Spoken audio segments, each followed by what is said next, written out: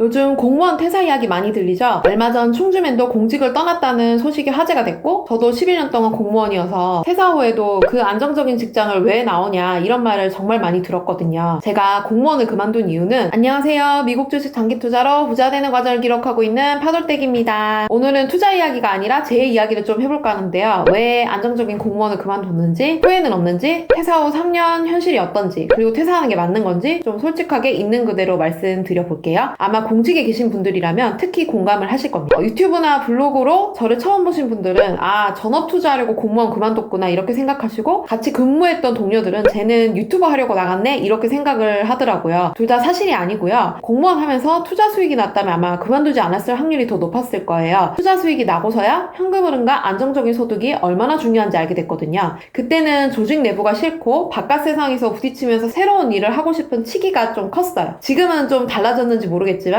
제가 있던 공직의 한계는 사회주의 경제체제와 닮았다는 거예요. 보상이라는 개념이 없고 새로운 시도를 할 경우 책임만 져야 해서 구성원들이 굳이 창의적으로 일할 동기가 없었어요. 현상만 유지하고 좀 중간만 가자는 분위기? 일을 하든 안 하든 급여는 똑같고요. 잘리지도 않아요. 호봉제로 급여를 받으니까 결과의 평등만 중요해집니다. 요즘은 좀 덜하겠지만 능력보다는 나를 어필하고 말 잘 듣고 아니면 연공서열에 따라서 승진이나 인사를 하는 구조예요. 이런 구조 자체가 자본주의 시장과는 정반대에 있습니다. 정치인들 꼴보기 싫은 거 말도 못하고요. 거기에 잘 보이려고 윗분들은 직원들을 힘들게 해요. 입맛대로 맞춰주지 않으면 주민이든 상사든 담당자가 유도리가 없다 그러죠. 만약 사건이 터진다 그러면 고스란히 이 밑에 담당자가 책임지는 구조예요. 갑질 민원은 뉴스를 보셔서 알겠지만 너무 유명하고요. 지역 주민이 쓰레기든 아니든 당연히 잘해야 하고, 이런 사람들 성희롱은 기본이에요. 주무관들 주머니 털어서 또 과장님, 국장님 모시는 날 해야 되고요. 변태 같은 인간도 참아야 하고요.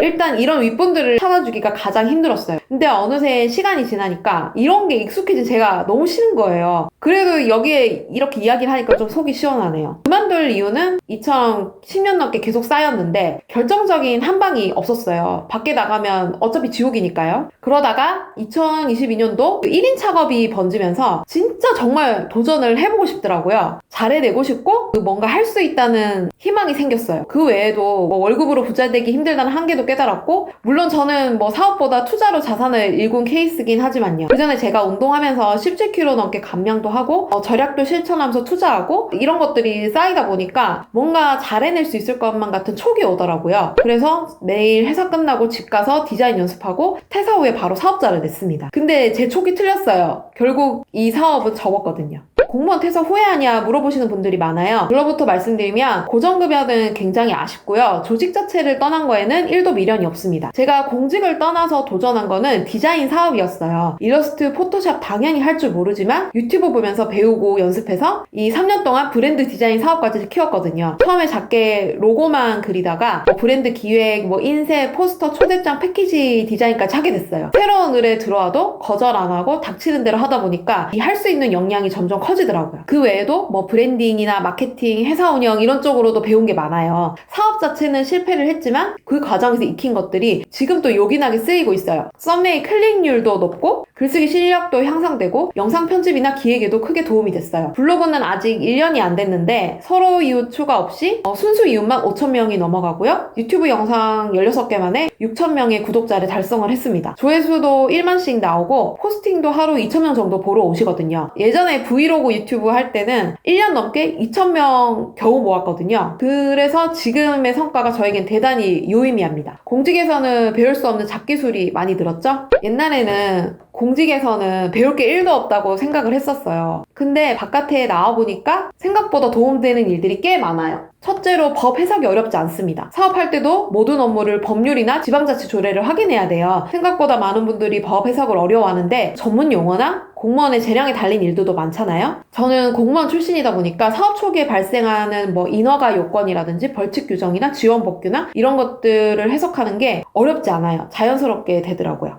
둘째는 서류 작업인데 사기업도 마찬가지지만 쓸데없는 서류 작업이 진짜 많아요. 뭐 행사나 사업 하나 하면 계획서, 결과보고서, 사회카드, 어르신들 볼 요약전, 뭐 각종 회의 자료, 업무 분장표, 기한문까지 만들어야 할 게 천지 빽깔이에요. 덕분에 제가 한글 파일 달인이 됐잖아요. 지방자치단체가 하나의 법인이다 보니까 사업에 필요한 물건을 지출할 때 어디서부터 어디까지 가능하고 어떤 준비를 해야 하는지 빠삭합니다. 파돌시도 동주민센터, 구청 모두 근무를 해서 지금 예산 다룰 때 조금이라도 더 써먹을 수 있게 제가 많이 공부하고 시도해보라고 지시를 내려둔 상태예요. 네 번째는 진행이나 사회를 볼 수 있다는 거예요. 사업부서에 근무하다 보면은 행사 하나쯤은 누구나 맡거든요. 주민센터에서도 직능 단체 맡으면은 자연스럽게 좀 응대라든지 사회를 보게 되는 순간이 와요. 이런 걸 계속 하다 보니까 밖에서 고객 응대를 포함한 또 모임이 있을 때 사회를 맡아서 하기도 하고 그런 걸 맞닥뜨려도 부담이 되진 않아요. 다섯째는 네 번째와 좀 이어지는데 행사를 하면 진행 시작부터 마무리까지 어디에 돈을 쓰고 무슨 자료를 만들고 누구를 초대하고 자리를 세팅하고 이 동선을 짜는 것까지 한 바퀴를 온전히 돌려볼 수 있어요. 프로젝트 총괄은 직장만큼 기회가 자주 오는 곳은 없다고 생각해요. 나무보다 숲을 보는 눈이 커집니다. 여섯 번째는 사람 상대를 잘한다는 겁니다. 사람마다 차이가 나겠지만 저도 집에서 은둔해서 이제 이 스킬들이 좀 녹슬었어요. 제가 사회복지 공무원 출신이다 보니까 사람들 얘기를 듣고 중재하는 걸 주로 했거든요. 전화도 많이 받고 진상도 겪고 그렇게 전화 공포증에 시달리기도 하고 했는데 결과적으로 바깥 세상에 사업을 해보니까 이 경청하고 중요한 포인트를 짚어내고 상대가 듣고 싶은 말을 하고 무엇을 좋아할지 간파하는 좀 이상한 능력이 생겼어요. 또 높은 자리 어르신들 모시는 의전도 해보고 주민이나 민원 응대를 하다 보니까 고객 대하는 것도 자연스럽게 수월하게 해낼 수 있었습니다. 마지막으로 시스템 구축인데요. 공무원 조직도 그렇고 1인 사업도 그렇고 시스템이 있어야 해요. 업무 매뉴얼이나 프로세스, 뭐 각종 근거 이런 것들을 조직 안에서 익혀서 사업에 문제가 생길 때마다 빠르게 매뉴얼을 변경하고 적용을 하면서 좀 변수를 쳐냈던 기억이 나거든요. 이 퇴사하기 전까지는 공직에서 배울 게 1도 없다고 생각했는데 좀 부끄러웠어요. 직장에서 배울 수 있는 건 최대한 뽕 뽑아서 배우시길 바랍니다. 저는 프로젝트 하나를 끝낼 때마다 진심으로 기뻤고 그 성취감을 말로 표현을 못했어요. 근데 진상 민원이나 조직 문화까지 다 받아들이기에는 제 그릇이 작았던 거죠. 조직에 있을 때 안 보이던 것들이 나오면 또 보여요. 그 장점들잖아요. 퇴사할까요? 물어보신다면 이 회사를 나와서 사업한다고 잘 된다는 보장은 없어요. 저는 또 투자로 자산을 쌓아가는 입장이라서 오히려 퇴사는 하지 말고 거기에 있으면서 투자를 하라고 말씀드리고 싶어요. 워라밸과 자유를 위한 퇴사는 말리고 싶습니다. 또 저처럼 조직 문화가 마음에 안 들고 사람들이 마음에 안 들어서 그런 사유도 말리고 싶어요. 사실 제가 했으니까 너도 해라는 식의 무작정 퇴사 자체를 권하고 싶진 않아요. 그렇다면 너는 왜 퇴사했냐? 이렇게 물어보면 저는 무언가 좀 새로운 도전을 좋아하고 퇴사 안 하고 사업이나 다른 일을 안 해보면 이 죽을 때까지 그 순간을 후회할 것 같아서 이런 좀 위험한 삶을 선택을 했거든요. 근데 무엇보다 파돌씨라는 존재, 이 배우자의 믿음과 지지가 있어서 가능한 것도 꽤 큽니다. 이 삶이 옳은지 저 삶이 옳은지 정답은 없어요. 주어진 것에 좀 감사를 하면서 작은 행복을 만들면서 내 삶에 만족하는 태도가 정말 중요하다고 생각해요.